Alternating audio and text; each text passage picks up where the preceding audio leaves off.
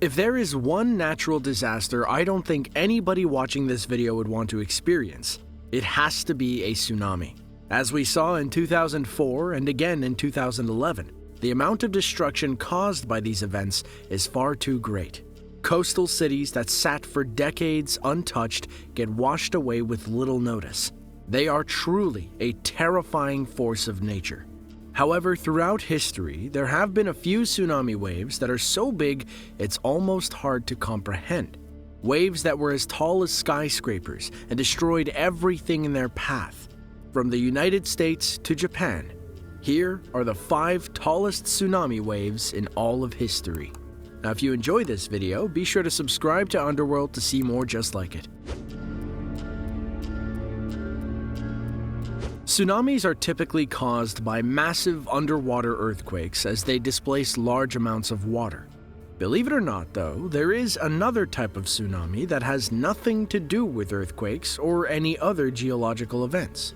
This is called a megatsunami, and it occurs when a large amount of water displacement is caused by a sudden addition of material into a body of water.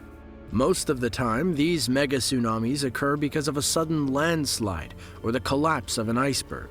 However, one event in world history not only produced a megatsunami, but had an effect on the entire planet. 66 million years ago, an asteroid that was anywhere between 6.8 to 50.3 miles in diameter hit in the Yucatan Peninsula, leaving behind what is known as the Chicxulub impact crater. It was a massive asteroid strike that produced a mega tsunami that was over 100 meters high and unlike anything that has ever been seen since. It was so tall and moved so fast that some scientists believe that the wave washed as far inland as Chicago, Montana, or even Canada.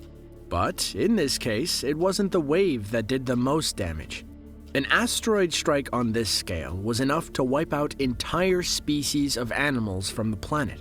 Even striking the water was like striking land. Regardless, though, it was enough to cause a massive environmental change all across the planet, bringing about the Ice Age and likely the end of the dinosaurs. Japan is one of the most geologically active spots on planet Earth. Located on the border of 3 tectonic plates and situated within the infamous Ring of Fire, the country is home to a number of active volcanoes. Among them is Mount Unzen, an active volcanic group of several overlapping stratovolcanoes near the city of Shimabara, Nagasaki, on the island of Kyushu, which is Japan's southernmost main island. It has been active as of 1990, when it awoke after a couple of hundred years. Then, in 1991, an eruption caused a pyroclastic flow that killed 43 people. However, the fiery mountain is most well known for the destruction it caused in 1792. That year, the area had been recording a number of earthquakes when, all of a sudden, one of the lava domes collapsed into the ocean, triggering a mega tsunami that took the lives of over 14,000 people and is still considered to be Japan's worst volcanic-related disaster. One thing that made this tsunami especially deadly was the fact that it struck the Higo province on the other side of the Ariake Bay. Then, it bounced back and hit Shimabara again. The wave was said to have reached a height of 330 feet, or 100 meters, making it capable of reaching miles inland and wiping out anything in its path. Out of all of the fatalities, around 5,000 are thought to have been from the landslide, around 5,000 from the tsunami going across the bay, and the remainder from when the tsunami returned. There are few geological events in recorded history that saw the destructive force as that of the Mount St. Helens eruption in 1980. It was the Earth's largest terrestrial landslide in historical times, a result of a restless volcano and its uniquely violent eruption. The most defining thing of this eruption was the total collapse of the northern slope, leading to an immense pyroclastic flow. However, something else came out of this collapse that was disastrous in its own right. When the side of the mountain fell, it plowed directly into Spirit Lake, which was a short distance from the base of the volcano. As the huge column of rock and dirt crashed into the lake, it produced a tsunami that measured 860 feet, or 260 meters above the lake level. The lake also grew in size, nearly doubling from 1,300 acres to roughly 2,200 acres. Inland tsunamis like this are one of the rarest natural disasters on Earth. This massive wall of water traveled for quite a ways, knocking down trees and any structures that were in the way. However, even with 860 feet of water moving at an incredible rate, it would eventually be overtaken by the fiery cloud of ash that spewed out of the mountain. This mixture of water and ash created some of the most devastating mud flows, clogging rivers and leaving a disgusting sludge behind that would take months to solidify. Over time, Spirit Lake was able to fill back up and now has a level of around 3,406 feet that is constantly monitored and maintained. But it took over 20 years for the lake to get to the condition that it's currently in. As you can see by the disaster of Spirit Lake, inland tsunamis can spell certain doom for anyone unlucky enough to be in its path when it strikes. However, this wasn't the first inland tsunami to have been recorded. Just 17 years earlier in Italy, another inland tsunami did some serious damage in areas around a reservoir located about 100 kilometers north of Venice. Just after World War II, Italy decided to undertake a number of construction projects, including the building of Genoa's fateful Morandi Bridge, which was a hydroelectric dam. However, prior to the dam's construction, there were numerous warnings issued that the mountain above it, Monte Toc, was unstable.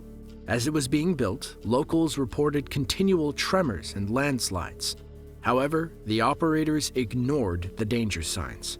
They decided, as a safety measure, to lower the water level in the reservoir behind the dam. It was a mistake that would cost them dearly. On October 9, 1963, a massive landslide sent rocks, trees, and earth plummeting into the reservoir below.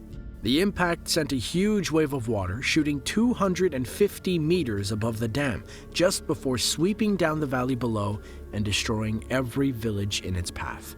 The tsunami displaced the air with a force that was supposedly more powerful than an atomic bomb.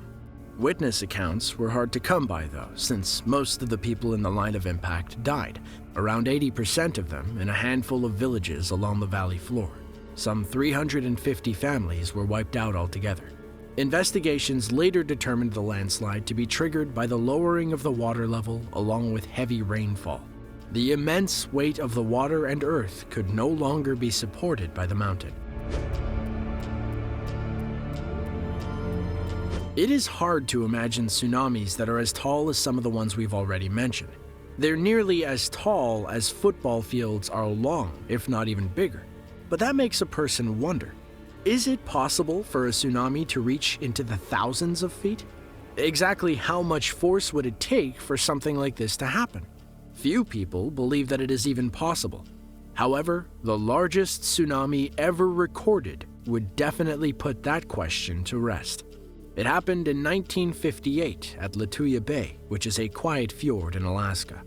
On a calm and cool July night, a massive tremor struck the area and triggered around 30.6 million cubic meters of rock to fall 3,000 feet into the Gilbert Inlet, causing a torrent of displaced water to shoot skyward and form a monstrous wave. Now, when we say monstrous, we mean that the wave was 1,720 feet, or roughly 524 meters high. As it rushed through the fjord, it removed all of the trees and vegetation along the slopes.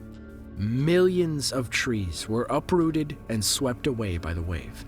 Miraculously, though, this wave only claimed 5 lives. This is simply because it is an extremely sparsely populated area. It proves just how deadly tsunamis can be when triggered by landslides. This particular landslide was extremely dangerous not only because of how much land actually broke free, but the height from which it did. There has never been anything to even come close since then. We have talked about how powerful tsunamis are plenty of times before. But now, we have a scale to be able to see exactly how big they can become. Whether by earthquakes or landslides, they remain some of the deadliest forces on the planet. If you enjoyed this video and want to see another one just like it, be sure to click the link on screen now. With that, thanks for watching, and we'll see you in the next one.